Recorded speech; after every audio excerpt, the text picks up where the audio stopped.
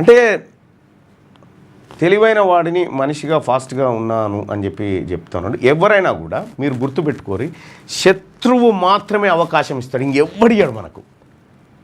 శత్రువు ఇచ్చేటువంటి అవకాశాన్ని, ఇప్పుడు బోరింగ్లో నీళ్ళు నువ్వే కొట్టాలంటే తెనాలి రామలింగన్ బాయి కథ ఉంటుంది కదా, తెనాలి రామలింగన్ బాయి కథ వాడాలి.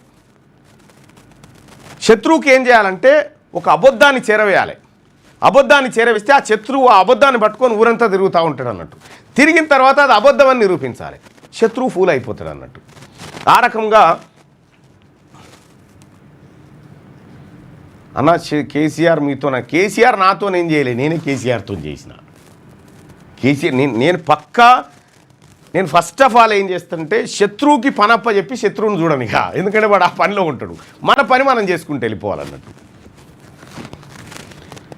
టు ఓన్లీ ఇన్ పాలిటిక్స్ అన్న అంటే పాలిటిక్స్లో కాదు, నువ్వు బిజినెస్లో కూడా అదే ఉంటుంది. నువ్వు చూసుకో, బిజినెస్లో కూడా అదే ఉంటుంది. ఆ ముగ్గురు పిల్లల గురించి మాట్లాడి ముగ్గురు పిల్లల నిబంధన ఎత్తేయాలని చెప్పి మనం చెప్పడం జరిగింది. నా టేబుల్ కార్డు చూడు.